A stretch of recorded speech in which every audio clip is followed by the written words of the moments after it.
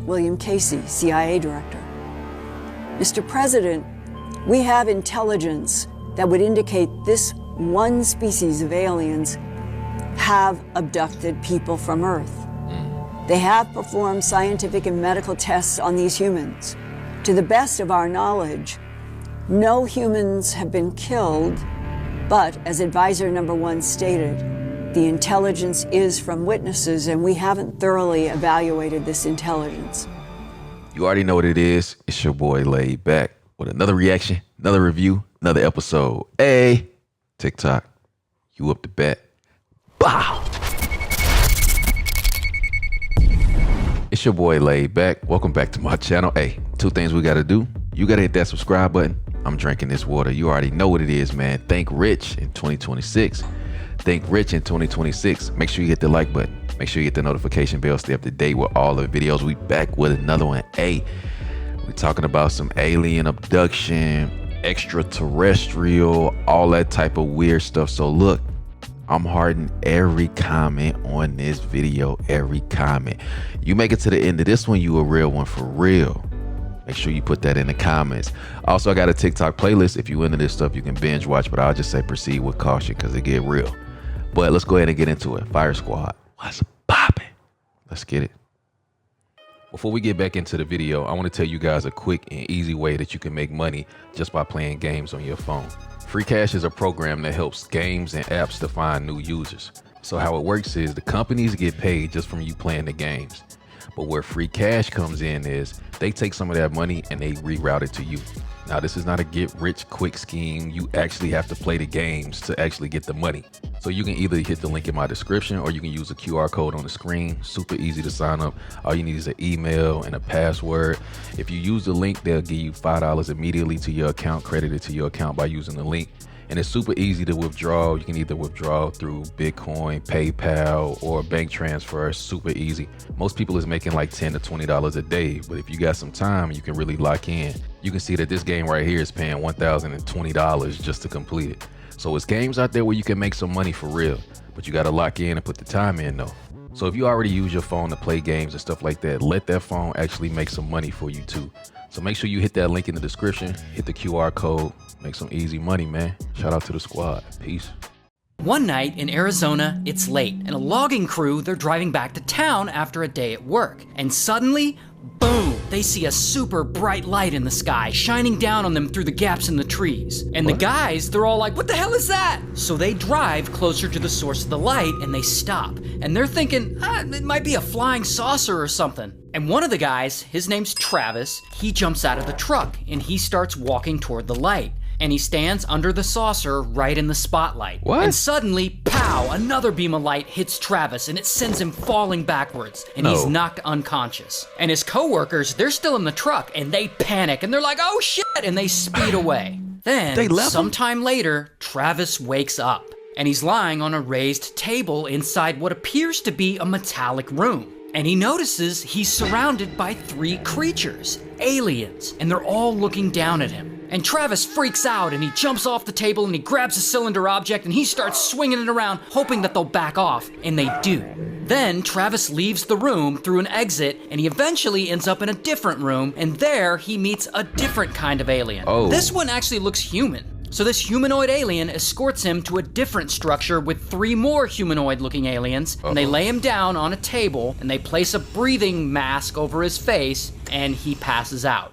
Sometime later, he wakes up, and he's lying on the highway in the middle of nowhere, about 30 miles from where he was abducted. And it felt like he had only been gone a few hours, but in reality, he had actually been gone 5 whole days. And he's confused, but he walks to the nearest phone booth he can find, and he calls someone to come pick him up. Now, I know what you're thinking. You're thinking, Ray, an alien abduction story? Did this really happen? Well, to figure that out, let's back this up. So one night in Arizona, it's late, and a logging crew, they're driving back to town after work. And suddenly, boom, they all see a super bright light through the gaps in the trees. And Travis, he gets out, and pow, a beam of light hits him and it sends him falling backwards. And his coworkers in the truck, they panic and they speed away. And about 15 minutes later, the coworkers in the truck, they're like, damn it, we shouldn't have left him. We have to go back. So they go back, and Should've it's never really left. dark, and they don't find anything. No Travis, no bright light in the sky, nothing. So what can they do? They alert the police. And police are like, so your friend got zapped by a bright light in the sky and now he's missing? Okay. So police go and they search the area and they don't find anything. And they start looking at these guys like they murdered Travis and are just making up this whole crazy story to cover it up. So then, police require all 6 of these co-workers to take a polygraph test, which it's now known that polygraph tests are like total pseudoscience bullshit, but this is all happening in 1975. So I guess at this time, police are still using them? So anyway, 6 of these guys take a polygraph and they're asked about whether or not they murdered Travis, and 5 of them pass the test and 1 of them actually doesn't. One failed. Then, a few days later, that's when Travis returns. He wakes up about 30 miles from where he was abducted and he walks to a payphone and he calls someone to pick him up. And from there, they take Travis to a hospital and he's fine, he's not hurt. But of course, everyone wants to know what really happened to him. Did he really get abducted by a flying saucer or something? And so Travis starts telling his story, and the media is all over this news because it's fascinating and kind of crazy. And ultimately, he ends up taking 2 polygraph tests himself, one he passes and one he fails because again, it's total pseudoscience. Regardless, he's getting hit up by reporters, and the National Enquirer interviews him and his co-workers, and they pay them a few $1,000s each for their story, and this is actually a photo of them each holding up a check that they got. And then that story comes out, and boom, now they're all semi-famous. And Travis, he seems to be all about it. Like, he's doing interviews, he goes on TV, he's speaking at UFO conventions, and he writes a whole ass book about his experience, and eventually that book gets turned into a movie called Fire in the Sky. And I'm not gonna lie, when I was a kid, that movie scared the shit out of me, for real. But anyway, after all that, after Travis's crazy experience in that UFO for 5 days, his story becomes the most famous alien abduction story in American history. Wow. Until It was fake? 46 years after the abduction. It's now 2021. And Travis, he's much older, but he's still out there, he's talking about this, he's still speaking at alien UFO conventions. He even goes on the Joe Rogan podcast and tells his story. Really? They came around the table and the 3 of them were coming towards me. And bro hasn't changed his story at all, like he's still running with it. But then, one day, all that changes. Because one of his old co-workers, this guy, Mike gets mad at Travis. Mike was the one who was driving the truck that night. Apparently, there's a remake of the movie Fire in the Sky in some stage of development, and Travis was allegedly trying to cut Mike out of this deal. And so Travis and Mike, they get into it, and Mike gets mad, like really mad. So, after all these years of playing along with this alien UFO story, Mike goes on Facebook one day and he drops a bomb. He makes a post saying, "I, Michael Rogers, hereby give notice that I am no longer to be considered a witness to Travis's alien supposed abduction story." And then he later clarifies in a reply comment saying, "I don't believe Travis is an honest person, and therefore I want nothing to do with him." Not only that, at some point, Mike is on a phone call with a movie producer who's working on some other movie project like about Joe Travis's Rogan. abduction. And on this call, Mike doesn't know he's being recorded, and he admits the whole thing was a hoax. It was Because fake. we were talking about creating a UFO hoax, okay? Yeah. I don't know how the UFO got there, okay? But I remember when I was driving the truck and he jumped out, it was all deliberate. It was all a staged thing, okay? What you're saying is you and Travis together hoaxed this. Yeah, I mean, Travis's brother Dwayne helped him. Now, to be fair, later Mike tries to walk back that explanation, but unfortunately it's too late. He already admitted it was all fake on recording. And so UFO nerds everywhere hear this news and they're like, "No, it can't be! We thought it was real!" So, how did these 2 unassuming logger guys from Arizona fake a whole ass UFO abduction? Well, they've never gone into detail about how they faked it, but here are some leading theories that I sort of like pieced together. So all of his life, Travis has always been sort of a UFO enthusiast. He talks openly about seeing flying saucers and about wanting to be abducted by aliens, and he's also apparently a known prankster and bullshitter. And one day, back in 1975, he and Mike, they get an idea to pull off this UFO hoax and prank everyone, including some of the other coworkers who were in the truck. They allegedly weren't in on this. And the theory is that they had someone with a spotlight sitting up in a lookout tower. And lookout towers sit above the trees and they look like this. And when it's dark, you can't really see them. And there actually just happens to be a well-known lookout tower in that area that Travis was abducted in. And so anyway, they're driving home that night and they have another friend in the lookout tower shine the spotlight down on them in the truck. And they stop the truck and Travis gets out to investigate while Mike, who's driving the truck, he pretends to freak out. And this freaks all the other coworkers out and Mike drives away. Because remember, none of the other coworkers said they saw a flying saucer specifically. They said they saw a bright light in the sky, which technically they did, likely a light in a lookout tower.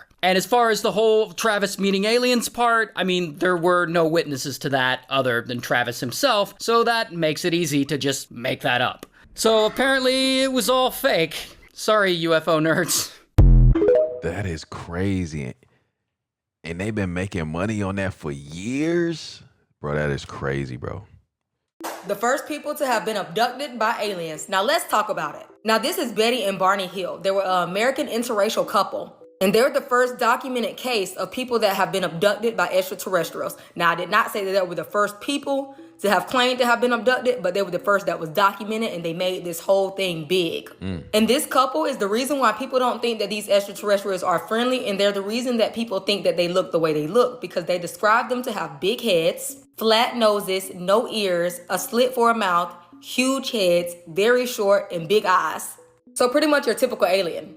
So the Hills was driving back home from vacation. And just south of New Hampshire, Betty claimed to have seen a bright light. And that's when she realized the light moved, and it moved like below the moon and towards the planet Jupiter. So while the husband Barney was driving, Betty was still looking at the sky because at this point she thought it was a shooting star. And what woman doesn't love a shooting star? So she tells Barney to stop, and they got out their binoculars and they started looking. And that's when it grew bigger and brighter. And that's when they noticed that it was not a shooting star. It was an odd-shaped craft with multicolored lights. And at first, Barney was basically thinking it was a big airplane because, I mean, they was just trying to make some sense out of it. And that is when Barney stated this is not a plane. So that's when they got back in the car and just continued driving slowly on this isolated road. Nobody else was driving, nobody else was around. Because they was just a little nervous, so they just kept on driving. And that is when it basically like covered the whole field, like through the windshield. They could not see anything else. And he described it to have looked like a huge pancake. Carrying his pistol in his pocket, that's when Barney basically stepped away from the vehicle. And that's when Barney said he have seen between 8 to 11 creatures basically looking out of a window at him. And that's when Barney said they communicated with him and said to stay where you are and just keep looking. And I'm assuming they communicated with him through telepathy. And Barney said he saw humanoid figures wearing glossy uniforms and black caps. Then after that, they just randomly appeared at home. Having no memory of what just took place, having no memory of how they even got home. They just appeared at the house. So they said it was between like 2 hours that was missing out of the time that they couldn't really remember what happened. All they know is days went by and they just kept having these horrible, horrible nightmares, y'all. Like these people was really scared for their life and they were having horrible anxiety and just these different flashbacks. So that's when they like seek some actual help. So at that point, they actually got some psychic help and they actually went to like the Air Force and all that, telling them about their story. And when they went and got their psychic help, that's when more of the story like came out. And they stated how these creatures like did all type of experiments on their bodies and different tests on them. And there was also something like on Betty's dress that she brought back, the same dress that she wore that night that several different labs has tested like different like materials and oils or stuff like that on the dress that they couldn't make out of it. And she even said they show her like this star diagram or this star map. And she like literally drew out a whole demonstration of what it looked like. And she said that they told her that that's how they get to like time traveling through different dimensions and different stuff like that. Come to find out, it was an actual picture. Like the picture was actually like a whole star system that's like a real star system in the universe. Wow. And it's the 1960s. Who knows that? Like who just knows that like that? Now, some people believe that this was all a hoax and that, you know, none of this actually really happened.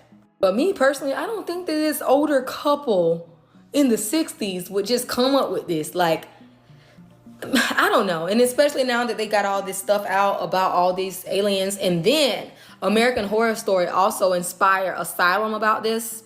The interracial couple and the woman got abducted by the aliens, and they did all type of different experiments on her and, impregnated her.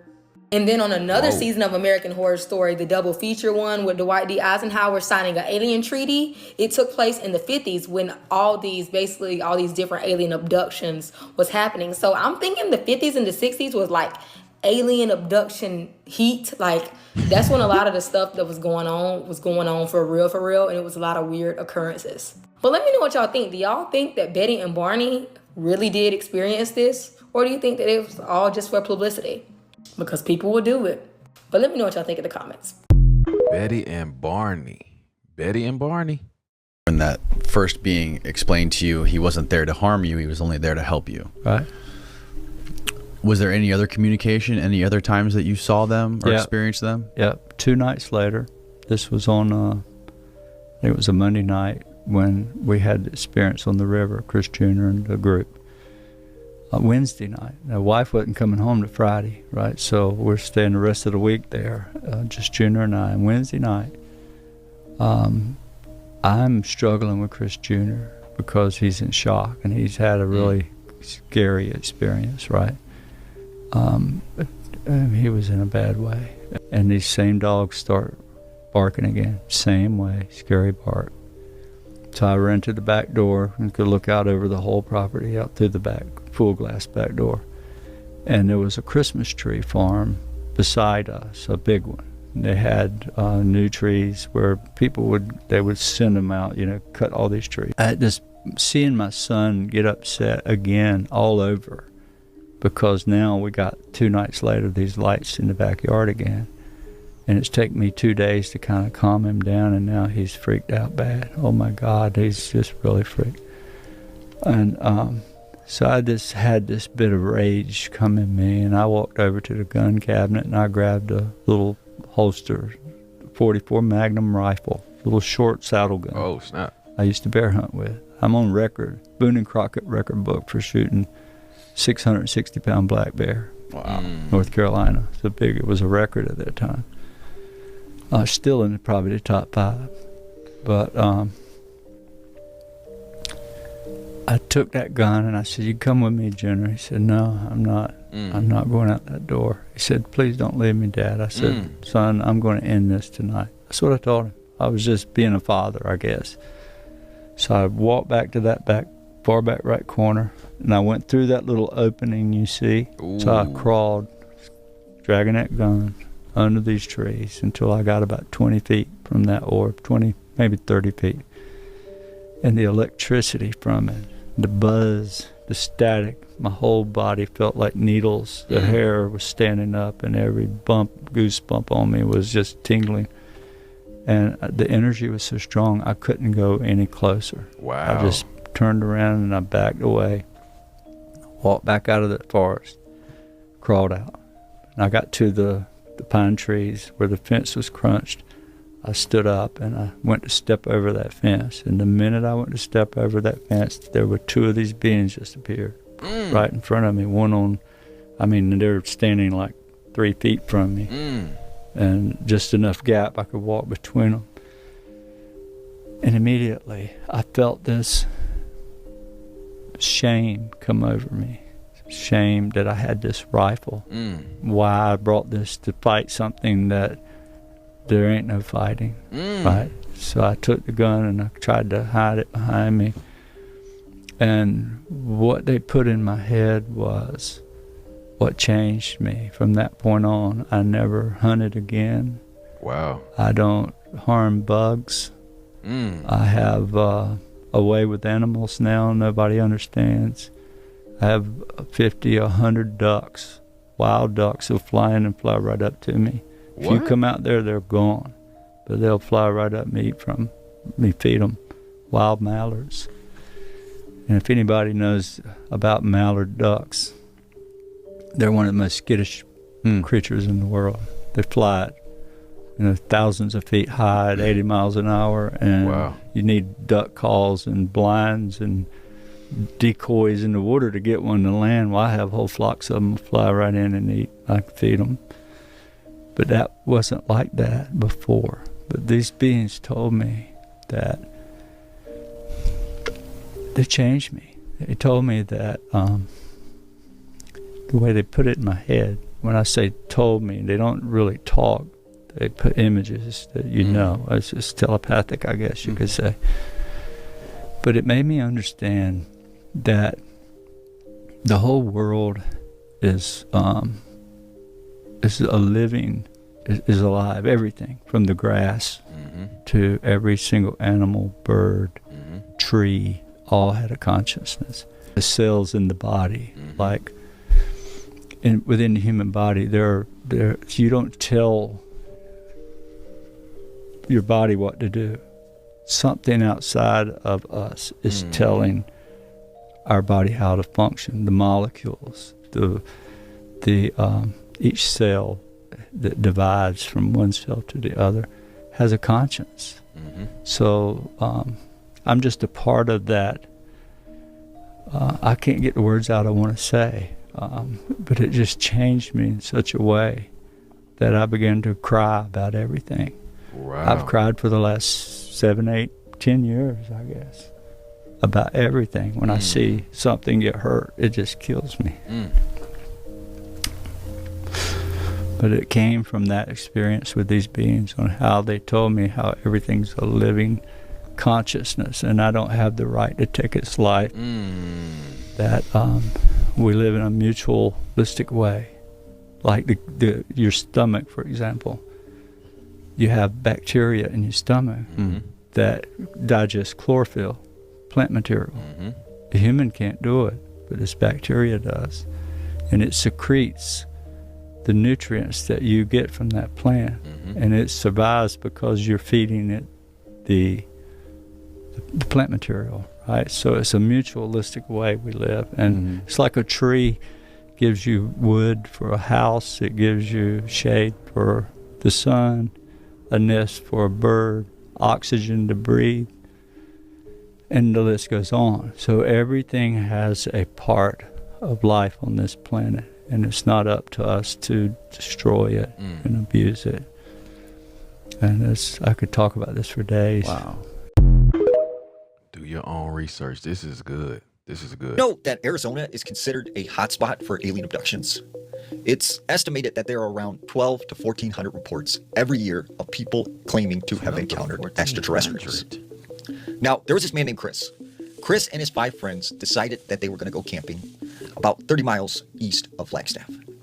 Now, him and his friends, they set off for this 3-day camping trip from Phoenix.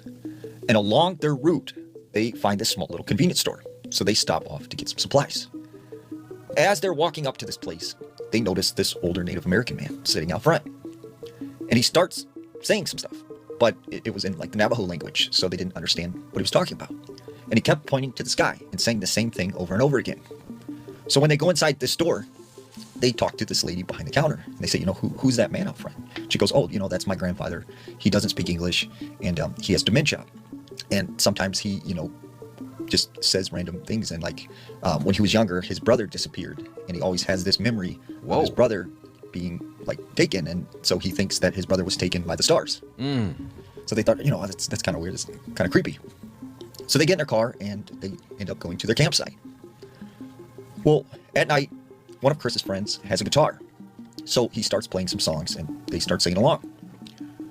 That's when they notice this strange star up in the sky, but it wasn't a star, it was moving. And they watched this star slowly make its way behind a mountain range and disappear. They thought, must have been like a shooting star. So Chris's friends decide they're all going to go to sleep for the night. They get in their tents. Chris decides he's going to stay out and sit near the fire for a little bit. As he's sitting by the fire, he starts to doze off. And he said that's when he awakes to this strange humming sound that was just repetitive. And as he opens his eyes, all he could see were these flashing bright lights. And the next thing he knows, he said he was in the tent and he was waking up. His friends were all asleep and he started to just kind of freak out. He started to panic. So he's like, I need to get outside the tent, like something's going on. So he starts looking for the zipper in the tent, but he can't find the zipper. And he's like, where is the door? Like, there's no door. And everywhere he looked, it was just canvas. Like, there was no zipper to get out of this tent. What? So he starts waking up all his friends and he's like, look, we're trapped in this tent. Like, something has sealed us in. But that's when they discover somehow the tent had turned on its side at night, but everything was in its perfect place. It hadn't moved. So they couldn't figure out how this tent ended up on its side, and that's why they couldn't get out. The zipper was on the ground. Well, the next day, Chris starts feeling really, really sick, and he's vomiting, and he's tired, and he didn't want to do anything. So his friends say, maybe we should go back into town. Like, you're not feeling good. I don't think this is a good idea. But Chris is like, no, I'm fine. I'll get better. Like, let's just stay. So that night, they go to bed. They're all in their tents. And at 3 a.m., all of them wake up, except for Chris. And for some reason, they had this very uneasy feeling. And that's when they started to hear these strange vocalizations. What? It sounded like some kind of weird language or chatter going on outside the tent. And right at that moment, Chris stood straight up and he started to scream. But it wasn't a normal human scream. It was something else. And they said Chris started to contort his body and twist and turn, and they didn't know what to do. I got you. Finally, they get Chris to wake up, and he has no recollection of what happened. But he is terrified. The next morning, they tell him, we should really leave. We should get you back home. Like, something's wrong with you. And he's like, no. I'm actually good. Like, I feel much better. Like, let's stay one more day. Hell nah. So the next day, they go hiking, and, he feels better again. But that night, when they go to bed, he starts having this dream. He said in the dream, he was out in the desert, and there were all of these faces following him, just staring at him. And he said he kept seeing these flashing lights coming from behind the mountain. The next thing he knew, he woke up, and he was in the middle of the desert. And he had no recollection how he had got there. So he makes his way back to the campsite. And when he gets there, his friends are freaking out. Like, where did you go? Like, what happened? And he goes, I don't know. I just found myself in the middle of the desert. What? And they said, well, you told us you were going to go use the restroom and you never came back. And he's like, I don't remember any of that. Whoa. So right at that moment, they all hopped in the car and they left. And he said he couldn't help but remember what that man had said about the stars taking his brother. Bro, this stuff is crazy, bro. This man was most likely the subject of an alien abduction.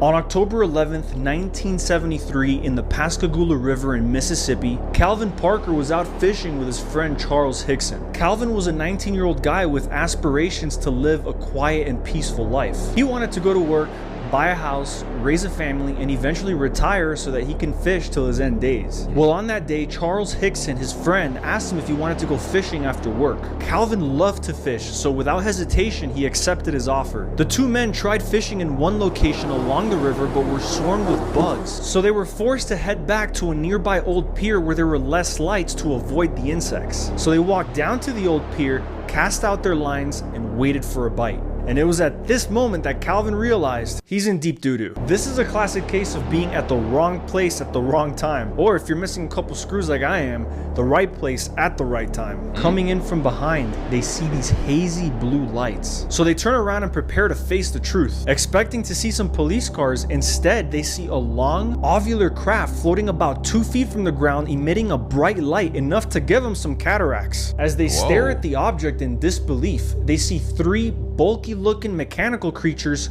coming towards them. 2 of the creatures grabbed both him and Charles and took them to what appeared to be their craft. Calvin was taken into the craft, went down a hallway, and into a room with some kind of examination table which was made entirely of glass. It was then that he got a chance to make out the details of the creature, which he described as gray and wrinkled. When he was placed on the examination table, something came out of the ceiling. It was about the size of a deck of cards and it circled around him, making a series of clicking sounds similar to an MRI, but a lot quieter in noise. After that, a smaller being entered the room, which made Calvin feel a little bit more at ease. He described the being as no different than you and me, with feminine characteristics, and with the only difference being her 2 middle fingers being longer than the rest of her other fingers. Without saying a word, she went up to Calvin's mouth, opened it, and started messing with his uvula. He started gagging and choking as anyone would, but somehow she reassured him that he's in good hands and that everything was gonna be okay, all through telepathy.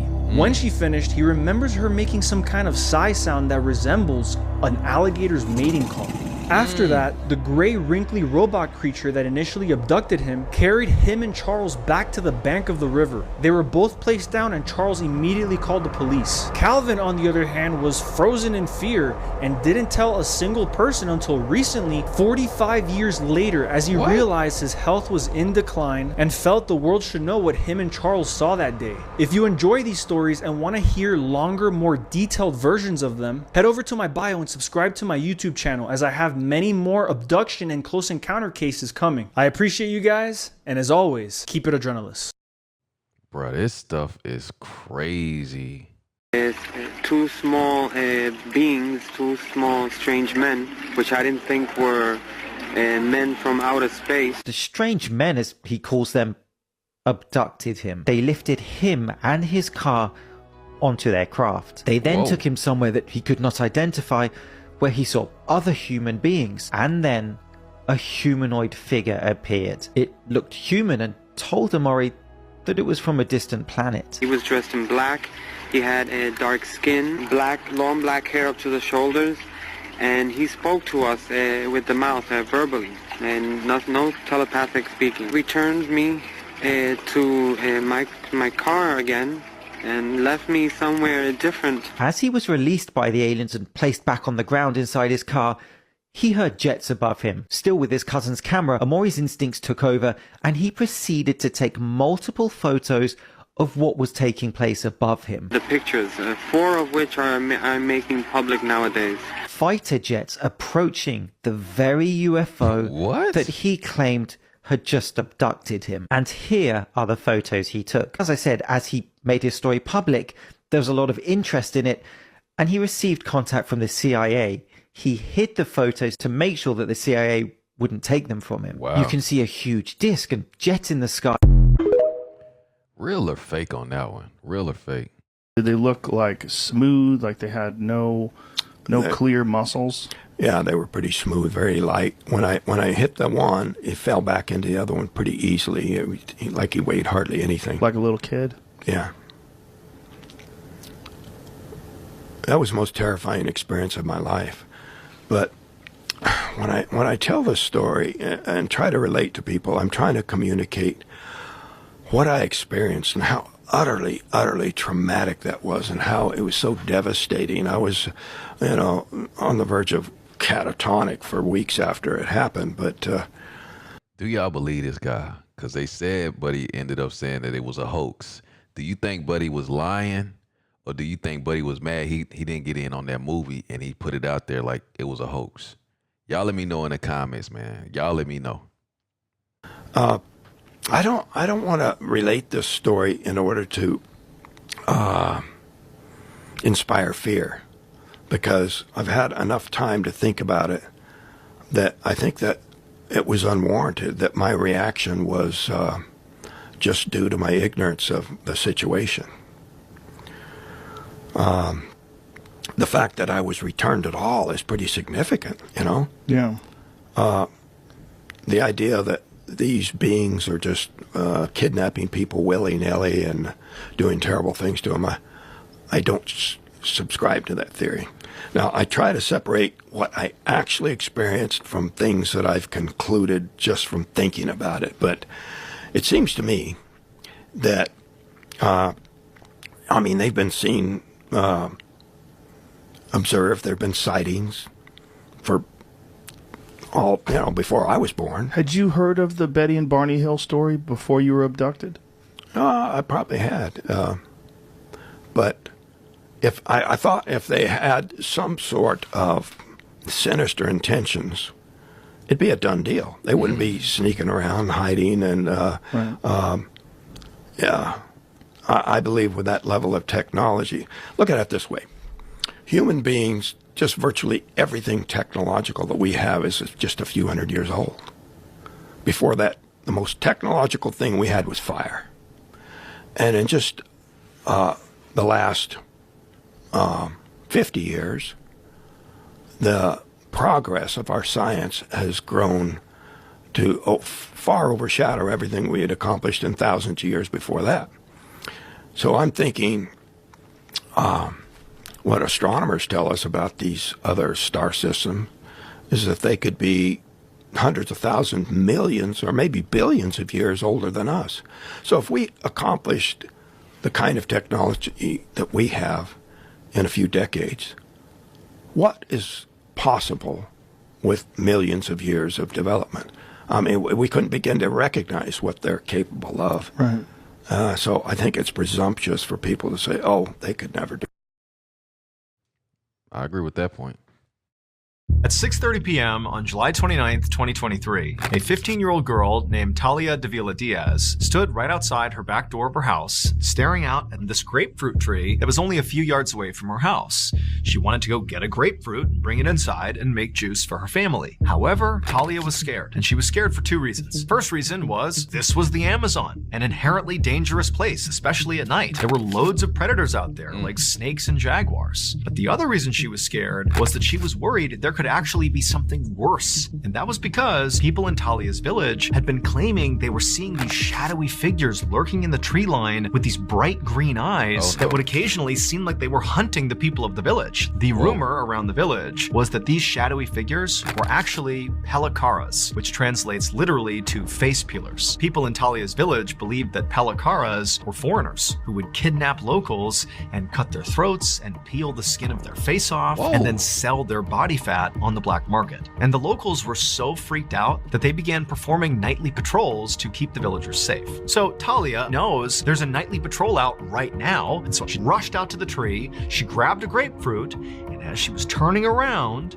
she froze. Standing between her and her back door were these two hulking dark figures. One of them was like so tall, it was practically the size of a tree. And they both had these piercing, glowing green eyes. And they were looking right at Talia. And then suddenly, Talia was being grabbed and thrown to the ground. And then she sees the other one is holding what looked like a box cutter or a knife, and they put it right up to her neck. And so she has this sudden burst of energy, and she screamed out for help. And she heard somewhere in the village voices yelling back to her. She knew it was the night patrol coming to save her. And so at this point, the figures released Talia, and she scrambled to her feet and immediately ran towards her house right as the night patrol came bounding into her yard. And Talia, she's totally panicked, and she turns around and she looks at her attackers. And she's expecting them to fleeing into the rainforest, but instead, these dark figures, they were levitating in the sky, and they were looking down at Talia and the night patrol with their glowing green eyes, and they just drifted off into the night and disappeared. Ultimately, the Peruvian government would get involved after this encounter, and they would investigate, and they would ultimately conclude that there was an illegal mining operation happening somewhere in the rainforest, and some of these miners, in an effort to scare people away from coming anywhere near their operation, they got their hands on jetpacks, wore armor and masks, and then went into villages and basically pretended to be aliens and then did fly off on their jetpacks. That is the official story as of right now. However, people like Talia and the other people in her village who have come in contact with these figures with green eyes, they say those are no miners. Those are either pelikaras or they are creatures from another world. What's up with people these days, bro? What they doing? And I remember I was taking off my suit, and like I just looking out the window because it's a great view, and I look down towards the pool, and I see this weird disturbance, like maybe 5 or 6 stories down, right? And it looks like a weird, almost like ball lightning, or is described or something like this. This strange ball of looks like electricity. I don't know what it was. Like those plasma balls, like where you put your fingers on it and all the things go everywhere? Yeah, kind of like that, yeah. And so one just appears right where I'm looking, between me and the illuminated swimming pool that's down there. And I was like, oh, this is not good, and I don't know why, I think it was happenstance that I happened to be looking in that direction at the time. But as I looked at it, it was either growing or it was coming closer or both. All right. And so then I called my ex-wife over. I probably shouldn't mention her name, but I was like, get over here. And she comes and she looks and she sees it immediately. And it all of a sudden it speeds up and comes toward the window, right? All of a sudden there's like this weird electrical charge in the room. It feels like everything's vibrating. Is the electricity getting impacted in the room? I'm not sure, but it felt like there's a charge, almost like static electricity, but it felt vibratory, for lack of a better term. Okay. Was there a noise? I don't remember a noise.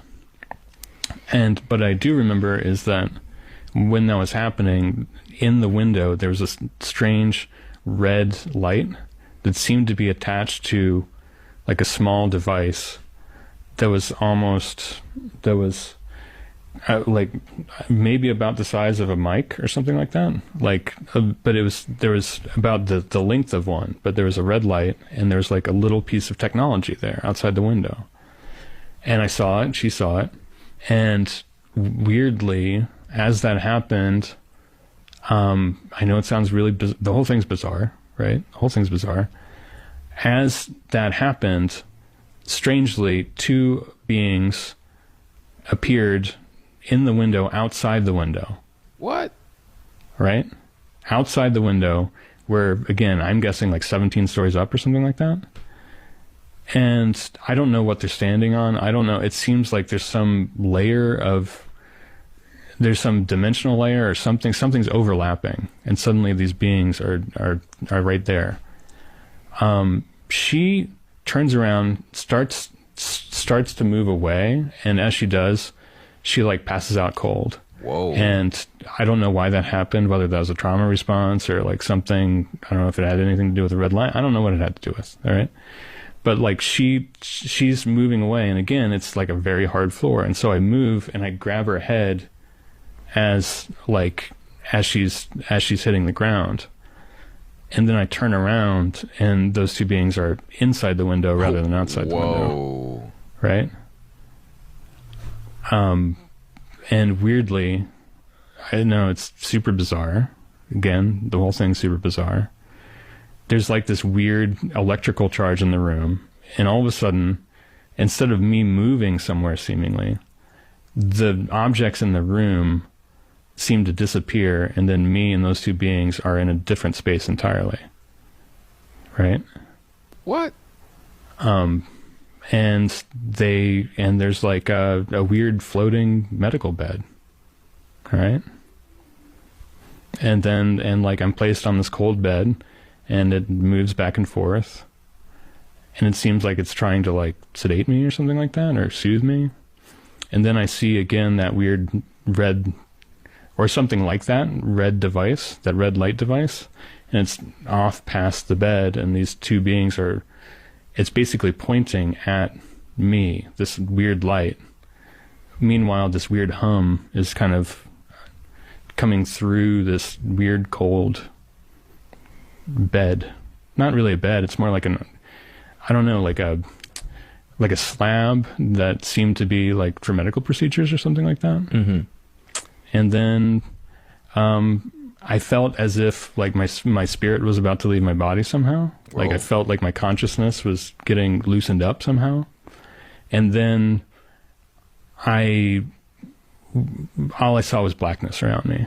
And it felt like there was something being done to either my spirit or my mind somehow to make me not remember whatever was happening to my body at that point. So, I don't know if that was like me just blacking out from trauma. I don't know if that was something to do with whatever they were doing with swaying the weird hum and the light that was pointed at me. I don't know I have no idea. Mm-hmm. And then I woke up in the king size bed, right? In the bed but I was on top of the covers. I still had most of my suit on. She was under the covers and she was right next to me. And I was like, hey, so that was weird. And she was like, I don't want to talk about it. Was she already awake when you woke up? Yeah. And she was just kind of like looking at me. And I was like panicked. Or scared or whatever. You don't want to talk about it. And she was, and I was like, so, and she was like, I don't want to talk about it. I don't want to ever talk about that. What? I don't want to ever talk about any of that. And I was like, and she kind of sat there and waited for that to kind of land with me. And I was like, oh, okay, all right. Hell nah. And then she got up and walked out of the room. That was her way of like ending the conversation right then. We talking about this. We talk. Ain't no way we talking. Clothes. Like that, yeah. He was on a table. I did ask him this question, which I thought was really interesting. It's a detail I never heard before. I asked him if his if his feet were like hanging off the bed, off the table. And he goes, no. So I said, so it's a human-sized table, which I thought was interesting. Wait, if the feet were hanging off the table? Because they're small beings. I mean, the ceiling is low. He had to crouch down. Right. Why would the table be human-sized, Yes, right? so his feet would be on the ground. Yeah, so that I thought was really interesting. I was like, oh, there's a little They've done factory this somewhere, before. and they're like making human-sized tables, right? Yeah. And so they go out this opening. They kind of scurry away pretty quickly.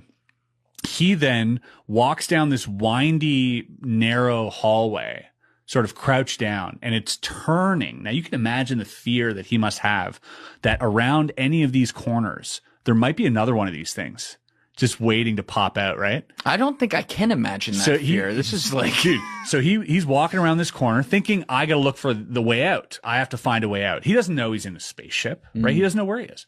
So he's looking for a way out. He gets into this room where all of a sudden, as soon as he walks in, he can see what he says is like a star map. He doesn't know if it was a projection or if it was actual space, but the entire room that he's in is just space. And there's a chair in the middle of the room. And so he sits in the chair and he starts like fiddling with the buttons. He's looking for a door. What is going on? And all of a sudden the star map starts shifting around him really quickly without him moving, which is kind of disorienting. And instantly a door opens up behind him. Now, what?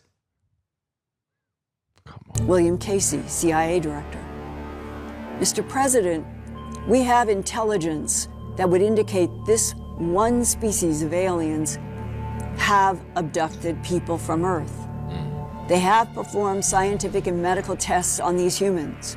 To the best of our knowledge, no humans have been killed, but as advisor number 1 stated, the intelligence is from witnesses and we haven't thoroughly evaluated this intelligence. We have captured one of these hostile aliens.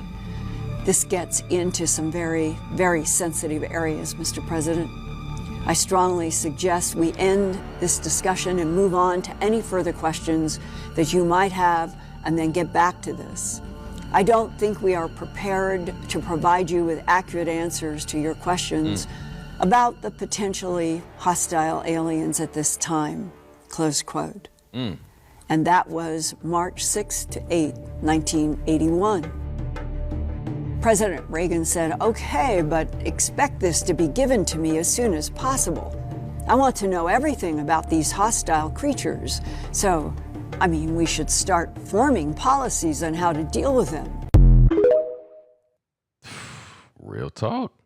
You might have been abducted by aliens and don't even know it. Look, I'm just the messenger. One of the most famous alien abductions in history happened to a woman named Linda Napolitano. In the 1980s, Linda was a regular housewife living in Manhattan with her husband and her 2 children. Then her life changed dramatically at around 3 a.m. on November 30th of 1989, when she claims she was lifted out of her bed and through her window by 3 little gray creatures. She then found herself inside of what she described as a spaceship. She then claims they brought her to some kind of room, laid her down on a table, and then started to perform experiments on her. The most unbelievable part of this entire thing was that 23 people came forward claiming they witnessed Linda floating in the sky that night near the Brooklyn Bridge. Yes, 23 people came forward to corroborate her story. Soon after, Linda hit headlines. This story was huge. According to Linda, on this night, she was just lying in bed with her husband when she suddenly woke up and felt deep in her bones that something was terribly wrong. According to her, she could sense something was in the room. Linda said that these beings told her to be quiet through some kind of telepathic language. Then out of nowhere, before she could even think, a bright light shone through her window. What the fuck was that? And then she was lifted off of her bed and glided out of her window with ease. All she could remember was gliding through the night sky into what she described as a large oval-shaped spaceship. And inside, they brought her to an examination room. She said that all she could remember was that she was laying on this table, and then the beings took this metallic device, this strange device, and shoved it up her nose. And this is when she woke up back in bed with her husband, not knowing how she got back into her apartment. At first, Linda thought that her scary experience was just a vivid dream. However, she felt a strange lump inside of her nose. She states that she then visited a doctor for help, and the doctor suggested to take some x-rays. This is when they both discovered that something was stuck inside of Linda's nose. Linda said that when she was on this examination table with these aliens, they stuck something inside of her nose, and this was the last thing she remembered before waking back up at home. Later, Linda visits a nose and throat specialist, and they discover that there's nothing in her nose anymore. Like, there's nothing in there. But there was cartilage buildup, which suggested that there might have been something lodged there before. Linda Napolitano took her story to Bud Hopkins, who was a UFOologist with decades of experience. And in 1996, a few years after Linda's so-called abduction, he actually publishes a book about Linda's story called Witnessed. Then something happens that really shocks people, really makes people start to think. The author, Bud Hopkins, of the story Witnessed received a surprising and strange letter in the mail. It was allegedly from two men that were bodyguards who went by the names Richard and Dan. They claim that a few years earlier, in the early morning hours of November 30th, the night of the abduction of Linda Napolitano, they were in Manhattan, parked under FDR Drive, when they saw three figures and a woman in a long white nightgown floating through the sky. They were just in complete and utter shock and confusion, like, what the fuck are we looking at? They claim they felt bad for not helping her, but I mean, if you see someone floating in the sky, what much can you do? Like, what really can you say? Absolutely nothing. But like, in reality, what would you do in that situation? Like, what are you actually going to say? You're gonna call police and say, hey, there's a woman in the sky, she's flying, and there's three gray little goblin creature thingies around her. Come do something about it. Like, I'd feel bad for not helping too, but like, what the, like, really, what are you going to do? What did the X-ray find though? Okay, this is a detailed breakdown of exactly what Betty and Barney Hill say they experienced firsthand during their alien abduction. And just a warning, this does get a little graphic. So it's 1961. Betty and Barney Hill are fleeing at high speeds trying to escape this UFO that's pursuing them. And Betty's kind of looking out the window and she can no longer see the UFO, and just as they think that they've escaped this thing, they start to hear this really loud ringing in their ears along with this like throbbing deep hum. Oh, and it seems to be coming from their trunk. That's important. And as they're hearing this sound, they start to feel this like tingling static through their bodies, and they black out. They come to in their car, but it's 3 hours later. They were confused, they had memory loss. Betty's dress had this weird pink substance on it that would actually later turn out to be radioactive. To me, one of the most interesting pieces of physical evidence are the patterns of concentric circles found etched into their trunk, which they speculated might have been happening while they were hearing that loud hum and ringing in their ears. They would later realize their lost time was spent on a UFO being experimented on by alien beings. The following details are memories recovered during hypnosis. These sessions were conducted by legitimate hypnotherapists, and they were conducted separately to avoid them just kind of using each other's details. Barney describes the experience as being so horrifying that he rarely opened his eyes. Barney says once they were on the craft, he and Betty were separated, and 3 of the small alien beings led him into an examination room and put him on an exam table. This experience was obviously very traumatizing for him, as he had multiple emotional outbursts and actually had to be protected by the hypnotherapist from remembering these sessions until he was ready. Many of Barney's fears focused around the creature's eyes, and it seems as though he was afraid that the creatures could see into his mind using their large almond-shaped eyes. He goes on to detail that a device was placed on his genitals and that something was inserted inside him. And that they took samples of everything. One of the creatures then used some kind of tool to dig around his spine and count his vertebrae. He also explains that the creatures did try to communicate with him, but that it was most likely telepathic because their mouths never moved. Betty describes how one of the aliens wanted to test her nervous system, so they inserted a large needle into her belly button, which was excruciatingly painful. And as she was screaming in pain, one of the aliens waved his hand over her face, and the pain went away completely. After her examination, the apparent leader of the aliens gave Betty a strange book adorned with alien symbols.